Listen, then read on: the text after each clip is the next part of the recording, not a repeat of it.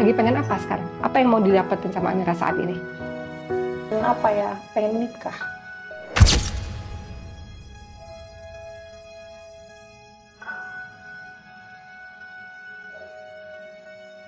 Lagi pengen ngejar apa? Lagi pengen apa sekarang? Apa yang mau didapetin sama Amira saat ini?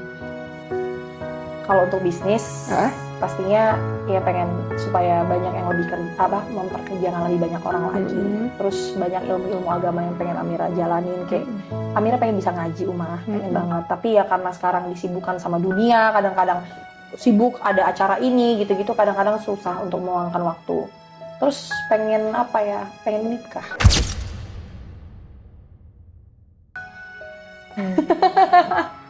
Pengen menikah, gimana kriterianya? Pastinya, ya gitu Mak. Gitu. Gimana kriteria yang Amira pengen? Harus bisa membimbing Amira, agamanya harus insya Allah lebih baik daripada Amira, di atas ya maksudnya pengetahuannya gitu loh. Seenggaknya ya kalau misalnya Amira masih nggak hafal berapa juz, nggak ada 0 juz ya, dia minimal 3 juz, jadi harus ada di atas step ahead gitu loh, jadi bisa membimbing seorang yang baik dan sayang sama anak Amira, pastinya bertanggung jawab secara finansial dan semuanya. Gitu sih Uma. Sebenarnya keinginan menikah itu sebenarnya kalau dilihat tuh bukan karena Amira pengen berduaan sama suami, lebih kayak supaya terhindar dari sesuatu hal-hal yang itu Uma. Karena kan risih ya Uma ya. Bagaimanapun Amira ini janda loh, ini to the point aja janda. Kemana-mana itu kadang-kadang kan jadi bahan fitnah orang, kan nggak enak ya Uma. Kayak misalnya teman-teman Amira itu kan banyak yang udah bersuami gitu, kadang-kadang kan kita nggak enak ya. Apa beratnya jadi seorang janda? Kalau boleh sharing. Sepi. Jadi sarang fitnah. Tapi bener loh Uma, jadi janda itu nggak mudah. Tidak mudah, jadi sarang fitnah orang kan. Kitanya kemana-mana nggak nyaman gitu. Makanya pengen kalau bisa bersafar sama suami, ataupun tidak, suaminya tidak ikut pun dengan izin suami, dengan ridho. Sebenarnya lebih mengejar keagamanya Uma, bukan ke kayak pengen berdua bercinta berdua gitu, selfie bareng upload, enggak sih. Lebih kayak supaya aku sebagai wanita ini harus dipenuhi kebutuhanku, ingin ada tempat bercerita. Kita kan kadang-kadang, kalau Amira sih kan masih perempuan biasa Uma, pengen kadang-kadang ngadu, ini hari ini kayak gini nih, nyebelin banget kayak gini, tapi ngadunya ke tempat yang tepat supaya aduan itu pun jadi apa ya, sebuah solusi, atau aku jadi makin tenang. Entah mungkin kalau misalnya ngadunya sambil bermesraan jadi pahala gitu, Amira nggak tahu. Tapi jangan ngadu ke orang lain gitu. Amira pengen punya rumah, jadi Masya Allah, suami itu buat Amira tuh rumah gitu loh Masya Allah. Nah rumah itu yang pengen Amira cari. Gitu mah, kerinduan kayak katanya kan juga bisa menyempurnakan sebagian agama, tinggal tahu sih gitu mah, dengar-dengar Amira gitu. Pengen aman sebagai seorang perempuan, karena seorang perempuan ini banyak ancaman menurut Amira kalau di luar rumah. Kayak maksudnya ya jadi sarang orang melihat kita seperti apa, kan beda ya, kecuali memang laki-lakinya memang tidak beres, tapi kan orang beda melihat ini orang single sama istri orang, mungkin lebih gitu. Banyak ancaman di luar tuh ketika kita nggak punya suami butuh gitu. Imam Amin, Aduh, amin ya, mudah-mudahan kita doakan semoga gak mudah ya teman-teman semua ya, ketika seorang ibu tunggal tuh gak mudah, benar seperti kata Amira, karena banyak yang cerita sama Oma juga gak mudah. Perempuan tuh tetap butuh tempat bersandar, tempat berpulang, tempat berkeluh kesah, tempat bermanja. Iya, bener. Sestrong-strongnya perempuan tetap perlu tempat untuk bisa dihangatkan ya, dipeluk gitu ya. Ya gitulah, kita doakan Amira ya. Terakhir dari Mafi pengen tahu, kemarin kan Amira umroh ya? Iya. Berapa kali tuh umroh? Baru pertama kali? Atau sudah kesekian kali? Alhamdulillah 3 ya. Wow. Alhamdulillah. Masya Allah. Apa yang disampaikan, kalau boleh tahu, kalau boleh sharing? Apa yang disampaikan di depan Ka'bah? Atau di Raudhah ketika bertemu atau berziarah ke makam Rasulullah, atau ketika ngelihat Ka'bah pada saat itu? Sebenarnya yang didoain banyak, cuman pas udah ngeliat Ka'bahnya jadi diem gitu. Jadi kebanyakan amazed gitu loh, malah dosa yang diminta buat diampunin gitu. Tadi wishlistnya udah pada hilang semua, tapi wishlistnya tetap dikabulin. Maksudnya Allah kabulkan satu persatu.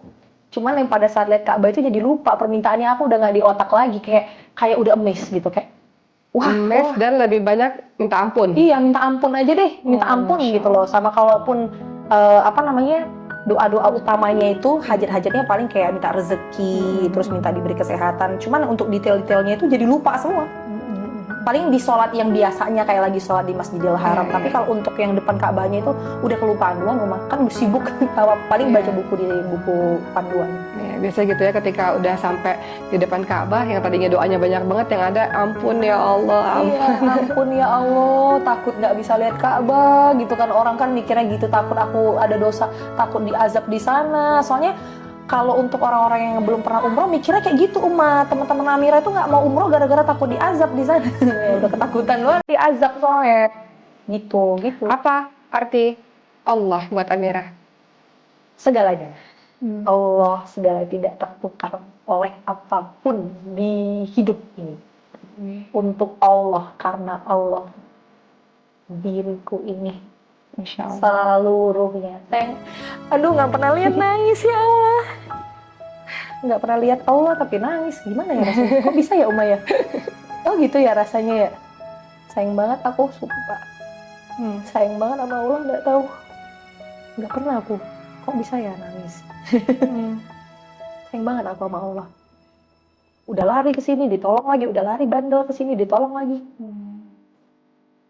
Nggak bisa aku, nggak ada Allah kayaknya. Allah menolong hidup Amira berkali-kali. Terus setiap saat sampai hari ini. Allah yang buat Amira nggak sendirian, nggak merasa sendiri.